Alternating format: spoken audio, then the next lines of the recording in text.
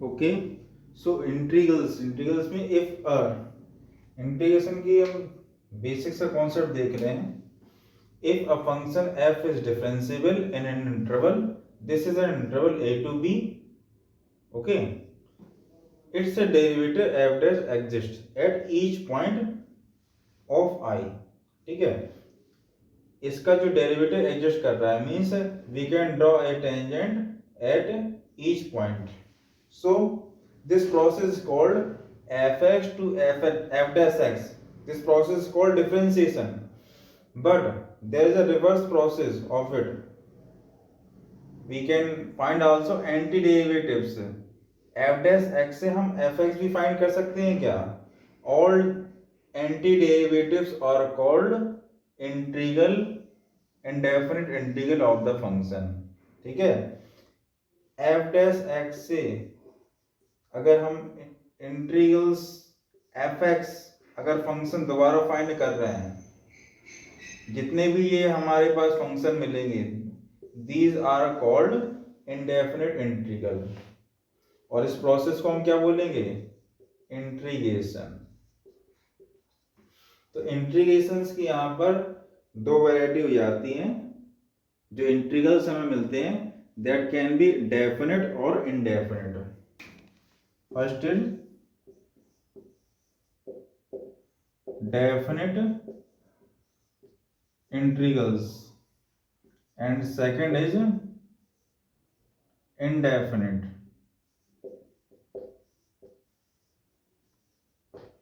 indefinite integrals में हमें यहाँ lower limit to upper limit जो हम इंटीग्रेशन करेंगे तो we can calculating this area. Definite integral के केस में हमें यहाँ पर न्यूमेरिकल वैल्यू मिलती है, जबकि इनडेफिनेट इंटीग्रल्स में हमें एक फंक्शंस के रूप में इंटीग्रल्स मिलते हैं।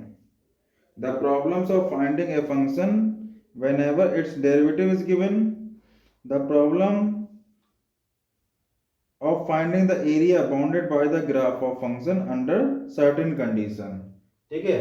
बाउंडेड बाय एरिया जो है हमारे पास आएगा that is under definite integration.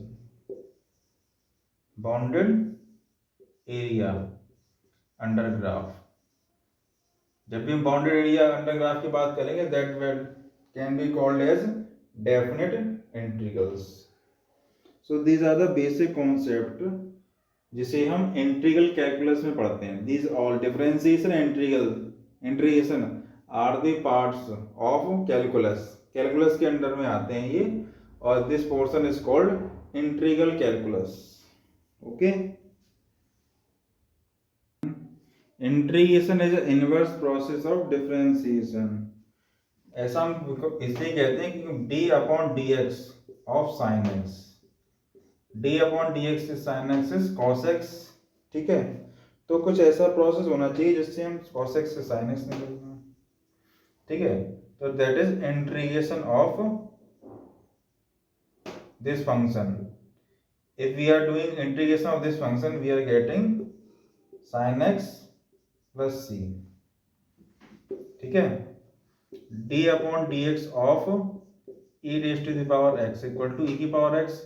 अब e की पावर x हम यहाँ पर इंटीग्रेशन करेंगे, इंटीग्रेशन dx, सो हमें क्या मिलेगा? e की power x plus c।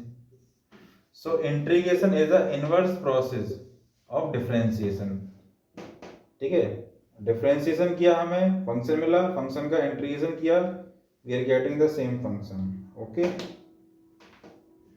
So this is the reason some formulas are very easy to remember, like this table is given.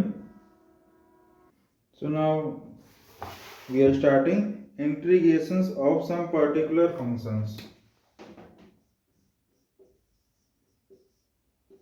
Integrals of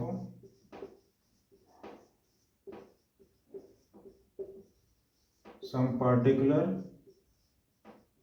functions, ठीक है। कुछ ऐसे फंक्शंस है जिनका इंटीग्रल एक फिक्स वैल्यू होता है और जिनका हम इंटीग्रेशन का जो प्रोसेस है जो तरीका है वो एक फिक्स पैटर्न पे होता है, हमको देखेंगे हम।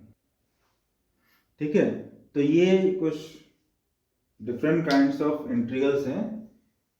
ठीक है, ये याद करने का तरीका इसका और इसका सेम है। जैसे हमने साइन इनवर्स एक्स का डिफरेंशिएशन पढ़ा था, D upon d x of sine inverse x. ठीक है, क्या था, 1/√1 माइनस एक्स स्क्वायर। ठीक, इस तरह से। ठीक है, तो इसका इंटीग्रेशन भी तो ये होना चाहिए इस तरह से।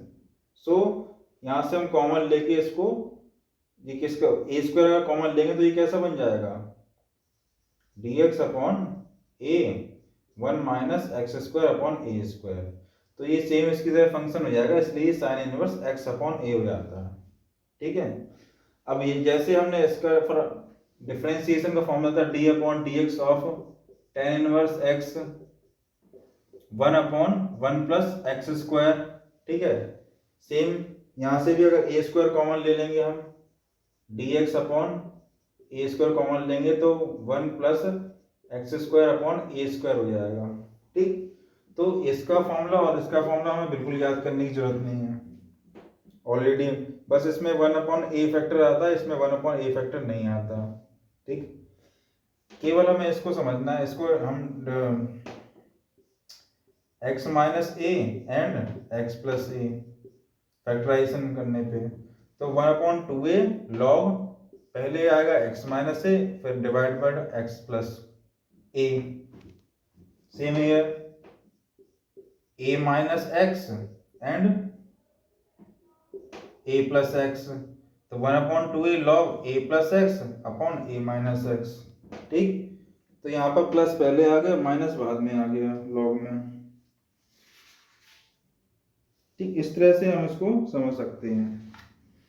और जो थर्ड फॉर्मूला है थर्ड वैरायटी का, ये दोनों सेम वैरायटी के, ये दोनों सेम वैरायटी के हैं। जो थर्ड वैरायटी है वो भी बहुत ज़्यादा पूछी जाती है, उसको भी देख लेंगे। इसके थोड़े से जो डेरिवेशंस हैं वो भी इम्पोर्टेंट हैं, क्योंकि टर्म 2 में हमें जो पेपर है वो सब्जेक्टिव टाइप का है, इसलिए।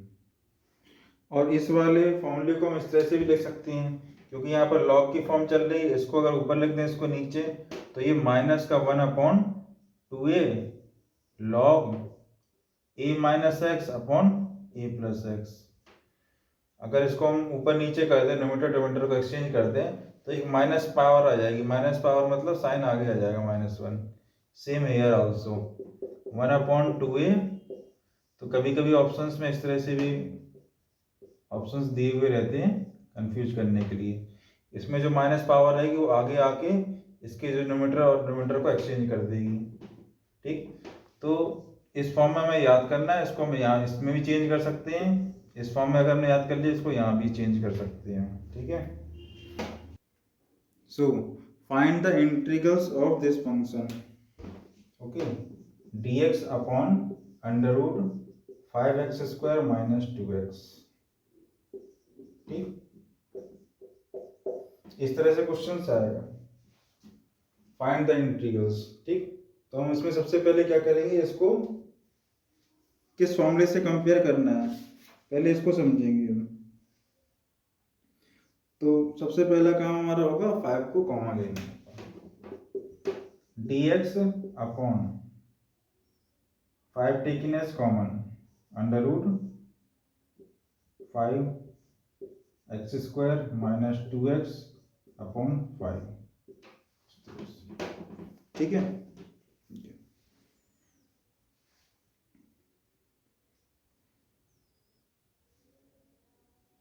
क्योंकि यहाँ पर इसको हमें क्या करना है, कंप्लीट परफेक्ट स्क्वायर बनाना है। ये टर्म, इस टर्म को हम कंपेयर करेंगे किससे, कि ये कंप्लीट परफेक्ट स्क्वायर किसका बन रहा है, means in the form of x² minus a²।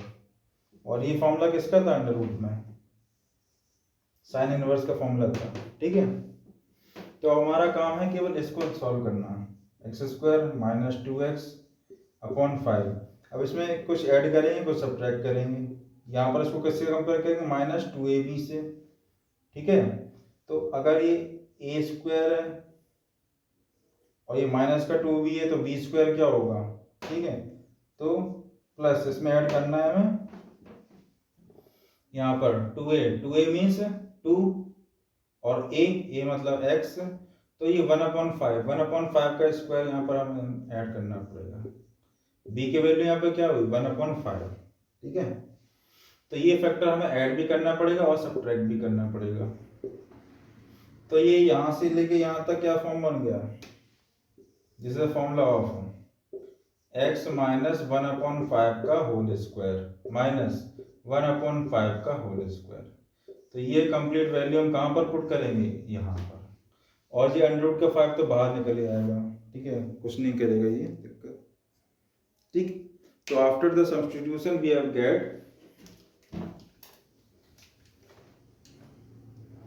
we are getting this one, completing the square, ठीक है। स्क्वायर रूट कंप्लीट करने के बाद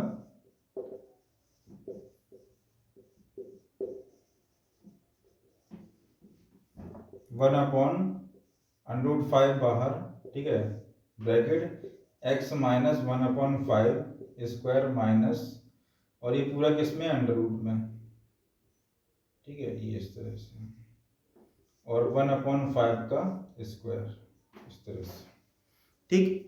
अब ये कौन सी फॉर्म बन रही है, 1/5 तो ये कांस्टेंट हो गया, और ये फॉर्मूला किसका बन गया, x² माइनस a² का, x² माइनस a² का, ठीक। तो यहाँ पर ये फॉर्मूला हो जाता है इक्वल टू 1/5, ठीक है, जो हमने थर्ड फॉर्मूला पढ़ा था इसका लॉग वाला,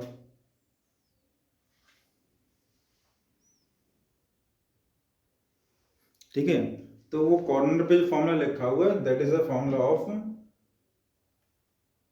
वी हैव रिक्वायर्ड, ठीक। क्योंकि जो साइन वाला जो फॉर्मूला होता है उसमें हमें a² माइनस x² आता है, ठीक। यहाँ पर x² माइनस a² है, और जो साइन वाला जो फॉर्मूला है वहां पर a² minus x², basic difference, ठीक। तो यहाँ पर सबसे ज़्यादा गलतियाँ होती हैं, इसको हम देख लेंगे यहाँ पर किस तरह की फॉर्म बन रही है। इसको हम अगर कॉम्प्लेक्स हो रहा है तो उसको स्मॉल t ले सकते हैं, छोटा सा, ठीक है, कोई दिक्कत नहीं होगी। सो 1/5 log x means this complete term, x plus this whole term √x minus 1/5 square minus 1/5 square, ठीक है। अब इसको हम दे सकते हैं कि अगर x की जगह हम इसको पुट कर लें t को,